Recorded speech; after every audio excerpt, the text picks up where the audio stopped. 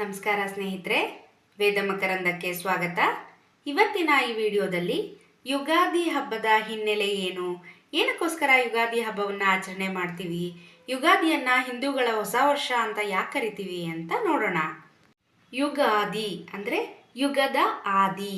ಚೈತ್ರ ಶುದ್ಧ ಪಾಡ್ಯಮಿ ದಿನ ಕಲಿಯುಗ ಪ್ರಾರಂಭ ಆಯಿತು ಅಂತ ಪುರಾಣಗಳು ಹೇಳ್ತವೆ. ತ್ರೇತಾಯುಗದಲ್ಲಿ ಈ ದಿನವೇ ಶ್ರೀರಾಮಚಂದ್ರನಿಗೆ ಪಟ್ಟಾಭಿಷೇಕ ಆಯಿತು ಅಂತ ಸಹ ಹೇಳ್ತಾರೆ. ಈ ದಿನ ಶ್ರೀ ಮಹಾವಿಷ್ಣು ಮತ್ಸ್ಯಾವತಾರದಲ್ಲಿ ರಾಕ್ಷಸನ ಸಂಹಾರ ಮಾಡಿ ವೇದಗಳನ್ನು ರಕ್ಷಿಸಿ ಬ್ರಹ್ಮನಿಗೆ ಅರ್ಪಿಸಿದಂಥ ದಿನ. ಬ್ರಹ್ಮದೇವ ಸೃಷ್ಟಿಯನ್ನ ಪ್ರಾರಂಭಿಸಿದ ದಿನ ಯುಗಾದಿ. ಯುಗಾದಿ ದಿನದಿಂದನೇ ನಮ್ಮ ವರ್ಷ ಪ್ರಾರಂಭ ಆಗುತ್ತೆ.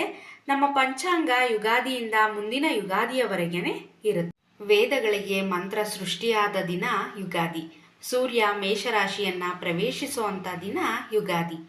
ಕಾಲ ವಸಂತಕ್ಕೆ ಕಾಲಿಡುವ ದಿನವನ್ನು ನಾವು ಹೊಸ ವರ್ಷವಾಗಿ, ಹೊಸ ಸಂವತ್ಸರವಾಗಿ ಯುಗಾದಿಯಾಗಿ ಆಚರಣೆ ಮಾಡ್ತೀವಿ. ಹಾಗಾಗಿ ಯುಗಾದಿ ನಮಗೆ ಹೊಸ ವರ್ಷ. ನಮ್ಮ ಹಿಂದೂ ಸಂಪ್ರದಾಯದಲ್ಲಿ ಯಾವುದೇ ಹಬ್ಬ ಆಗಲಿ ಅದು ಪ್ರಕೃತಿ ಜೊತೆ ಬೆಸೆದುಕೊಂಡಿರುತ್ತೆ. ಅದರಲ್ಲೂ ಯುಗಾದಿ ಹಬ್ಬ ಯಾವ ದಿಕ್ಕಿಂದ ನೋಡಿದ್ರೂ ಪ್ರಕೃತಿಗೆ ಸಂಬಂಧಿತವಾಗಿರುತ್ತೆ. ಯುಗಾದಿ ಸಮಯದಲ್ಲಿ ಯಾವ ಮರ ಗಿಡಗಳನ್ನು ನೋಡಿದ್ರೂ ಸಹ ಹೊಸ ಚಿಗುರು ತಳಿರು ಹೂವುಗಳಿಂದ ತುಂಬಿಕೊಂಡು ಸಿಂಗಾರ ಮಾಡಿಕೊಂಡು ಮಧುವಣಗಿತ್ತಿಯಂತೆ ಕಾಣ್ತಾ ಇರುತ್ತೆ. ಪ್ರಕೃತಿಯಲ್ಲಿರುವಂಥ ಎಲ್ಲ ಜೀವ ಜಂತುಗಳು ಸಂತೋಷವಾಗಿರುವಂಥ ಕಾಲ ಇದು. ಕಾಲ ಒಂದು ಪ್ರವಾಹ ಇದ್ದ ಹಾಗೆ ನಿರಂತರವಾಗಿ ಕಾಲಚಕ್ರ ತಿರುಗ್ತಾನೆ ಇರುತ್ತೆ. ಅದನ್ನು ನಿಲ್ಲಿಸಲಿಕ್ಕೆ ಅಥವಾ ಅದರ ವಿರುದ್ಧವಾಗಿ ಚಲಿಸಲಿಕ್ಕೆ ಯಾರಿಂದನೂ ಸಾಧ್ಯ ಇಲ್ಲ. ಕಾಲದ ಜೊತೆಯಾಗಿ ನಾವು ಪ್ರಯಾಣವನ್ನು ಮಾಡಬೇಕು. ಆದರೆ ಮನುಷ್ಯ ತನ್ನ ಅವಶ್ಯಕತೆಗಳಿಗೆ ಅನುಕೂಲವಾಗಿ ಕಾಲವನ್ನು ವಿಭಜನೆ ಮಾಡಿಕೊಂಡಿದ್ದಾನೆ. ಮನುಷ್ಯ ತನ್ನ ಬುದ್ಧಿಗೆ ಒಂದು ಎಲ್ಲೆಯನ್ನು ಇಟ್ಕೊಂಡು ಕಾಲಕ್ಕೆ ತಕ್ಕ ಹಾಗೆ ಕೆಲಸ ಕಾರ್ಯಗಳನ್ನು ನಿರ್ವಹಣೆ ಮಾಡಿದಾಗ ಮನುಷ್ಯನ ಜ್ಞಾನ ಪ್ರಯಾಣ ಆರಂಭ ಆಯಿತು. ಅದೇ ಈ ಯುಗಕ್ಕೆ ಆದಿ ಆಯಿತು ಅಂತ ಹೇಳ್ತಾರೆ. ಕಾಲದ ಮಹಿಮೆಯನ್ನು ಗುರುತಿಸ್ಕೊಂಡು ಮಾಡುವಂಥ ಮೊದಲ ಹಬ್ಬ ಯುಗಾದಿ. ಯುಗಾದಿ ಹಬ್ಬವನ್ನು ಯಾವ ರೀತಿಯಾಗಿ ಆಚರಣೆ ಮಾಡಬೇಕು ಅಂತ ತಮ್ಮೆಲ್ಲರಿಗೂ ಗೊತ್ತೇ ಇದೆ.